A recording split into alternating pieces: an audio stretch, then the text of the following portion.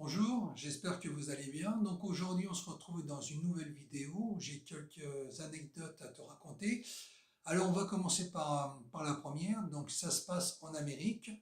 Donc c'est un conducteur qui pratique le bodybuilding qui est à bord de son véhicule. Et à la suite de je ne sais quelle raison, il fait une embardée. Donc il tombe dans un ravin où il fait des tonneaux.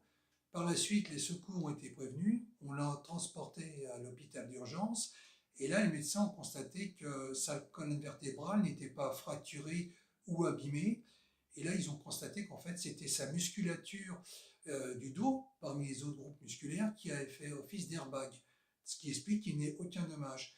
Et les médecins ont déjà constaté justement cette situation, mais sur d'autres personnes qui pratiquent aussi le bodybuilding. Donc, dans ce cas-là, on peut dire que ça l'a beaucoup aidé. Alors, l'autre anecdote que je vais te raconter, ça s'est passé il y a quelques années déjà. Donc, pour situer le décor, ça se passe dans les Landes. Donc, les Landes connues pour ces très belles plages avec ces vagues généreuses et également tous ces conifères. Donc, par un après-midi, je vais à la plage. Ensuite, après la séance bronzette, je décide de me baigner. Donc, je m'y mets et en nageant, je m'aperçois que je m'étais un peu éloigné du rivage parce que la mer m'avait emporté un peu plus loin, mais sans m'en rendre compte. Et ensuite, évidemment, j'ai essayé de revenir et c'est là que les choses se sont gâtées parce qu'en essayant de revenir en rivage, j'ai des vagues qui me submergeaient et le problème, c'est que j'arrivais plus à remonter à la surface pour prendre de l'air. J'avais à peu près 1 mètre de hauteur vague qui se renouvelait et ainsi de suite, les unes à la suite des autres, et je ne pouvais plus respirer. Donc, à ce moment-là, je me suis dit, soit je fais du crawl, mais je ne tiendrai pas longtemps, ou soit je prends l'option de faire de la brasse.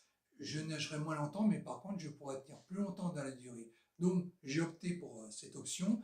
J'ai nagé au maximum de mes possibilités au niveau oxygène et après je suis remonté et là j'ai pu prendre plusieurs bouffées d'air et donc ça a vraiment été un soulagement et ensuite j'ai pu revenir au rivage et c'est là que je m'en suis sorti. Alors je m'en suis sorti parce que déjà j'ai eu le bon réflexe mais aussi j'ai eu un facteur chance parce que sans le facteur chance tu peux rien faire avec de l'action avant évidemment. Et par rapport à ça, on peut le dire, c'est le bodybuilding qui m'a sauvé la vie parce que j'avais une très bonne condition physique.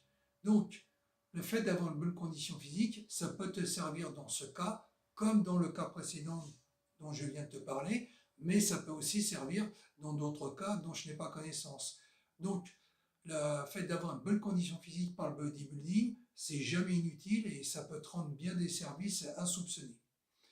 Voilà, donc dis-moi dans les commentaires si tu as déjà vécu ce genre de situation directement ou que tu connais d'autres personnes qui l'ont vécu.